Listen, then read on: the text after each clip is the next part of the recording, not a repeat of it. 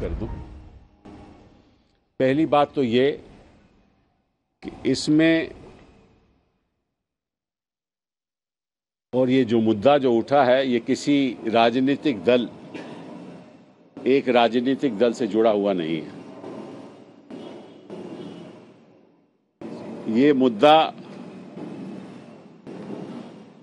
क्या लोकतंत्र यहां बहाल है या नहीं, ये उसके बारे में है, ये डेमोक्रेसी के बारे में है। ये मुद्दा फ्री एंड फेयर इलेक्शंस के बारे में है। इसमें कोई राजनीतिक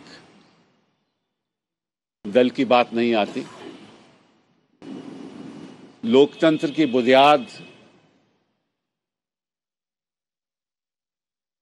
तभी मजबूत होगी जब चुनाव निष्पक्ष तरीके से किए जाएंगे, और ये मुद्दा उस बात से जुड़ा हुआ है, हिंदुस्तान के भविष्य से जुड़ा हुआ है।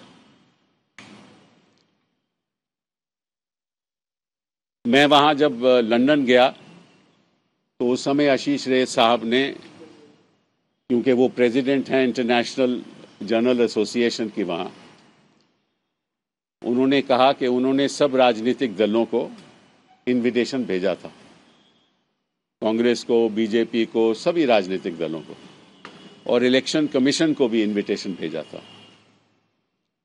क्योंकि मैं आशीष रे को अच्छी तरह से जानता हूं, तो उन्होंने मुझे एक पर्सनल ईमेल भेजी।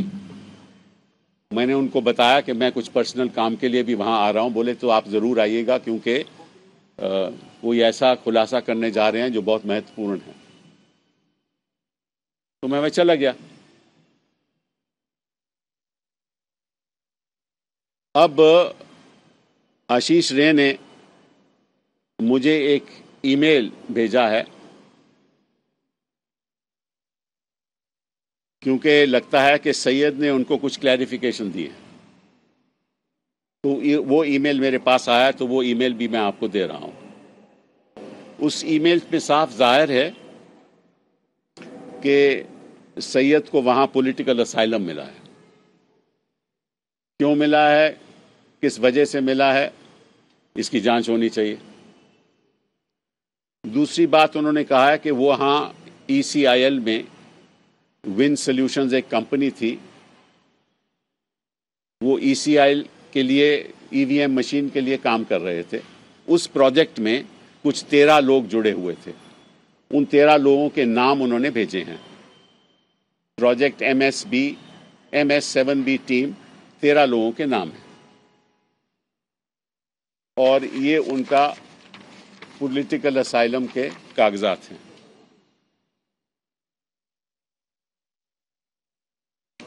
उन्होंने कहा कि ये वाकया, क्योंकि न्यू जनरेशन मशीन बनानी थी, तो ये टीम को ये सौंपा गया। ये बात उनकी कही है। देखिए, हम कुछ नहीं कह रहे, जो उनकी बातें जो हैं वो मैं आपके सामने रखना चाहता हूं। उन्होंने ये भी कहा कि जब ये सब खत्म हो गया, 12 मई को इलेक्शन रिजल्ट आ गया, तो 13 मई को उन्होंने ये कहा है कि 13 मई को काकी रेड्डी गेस्ट हाउस में, जो किशन रेड्डी MLA के ब्रदर इन लॉ हैं, उनके गेस्ट हाउस में ये वाकया हुआ, और 13 मई 2014 में हुआ, और 13 लोग वहां शामिल थे, और 11 लोगों की हत्या हो गई।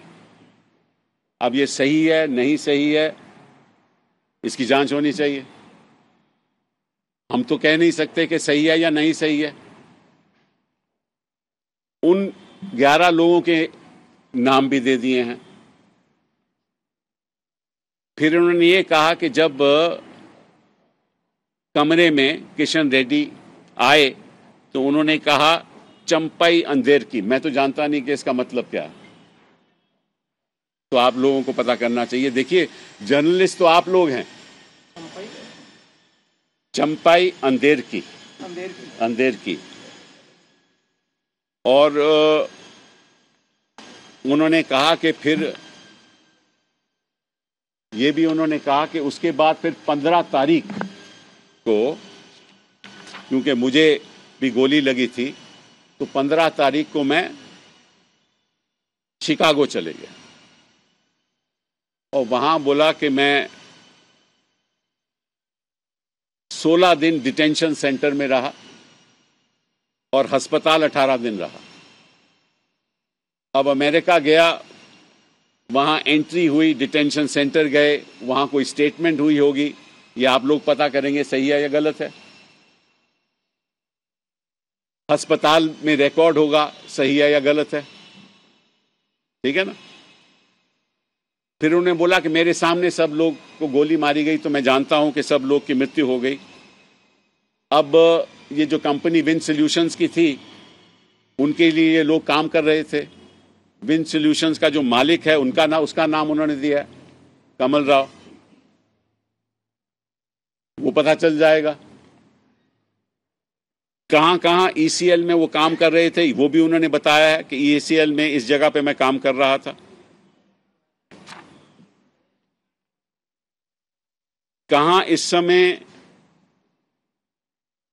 कमल राव हैं उसका एड्रेस भी दे रखा है स्टेटमेंट में, वो भी पता चल जाएगा। और ये भी उन्होंने कहा है कि ये जो ईसीएल है ये सनत नगर में हम काम करते थे। ईसीएल का ऑफिस सनत नगर में है। जब विन सॉल्यूशंस को पैसा भी ईसीएल देती होगी, वो भी चेक पेमेंट होगी, वे भी पता चल जाएगा।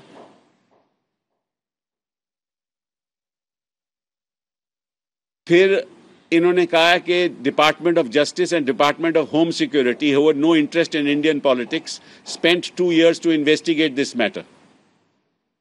ये यूएस गवर्नमेंट से पता चल जाएगा। फिर उन्होंने कहा कि एक बहुत अहम राजनीतिक दल के लोग हैं, तो वो उनको अमेरिका मिलने गए, वो भी पता चल जाएगा, पासपोर्ट से पता चल जाएगा। एक पत्रकार हैं जो टीवी चैनल में अक्सर, उनकी भी अहमियत है, वो भी कहे उन्होंने मुझे मिलने गए थे नवंबर 2015 में। और जो राजनीतिक दल के नेता हैं वो कह रहा है कि बस 25 जनवरी 2015 में मिलने गए, वो भी पता चल जाएगा। वो तो पासपोर्ट से पता चल जाएगा, इसमें झूठ सच तो साफ पता चल जाएगा ना। तो अगर ये सब मामले हैं तो हमारे तो केवल एक ही गुजारिश है कि आपको जांच करानी चाहिए। अगर कोई कहता है कि मुझे किसी ने गोली मारी, तो सुप्रीम कोर्ट का कानून तो यही कहता है ना कि तुरंत एफआईआर होनी चाहिए। अगर वो कहता है कि 11 लोग की मृत्यु हो गई तो एफआईआर होनी चाहिए। और किसी ने अगर गलत आरोप लगाया है तो उसके खिलाफ जांच होनी चाहिए। हम कौन कह रहे हैं कि नहीं होनी चाहिए।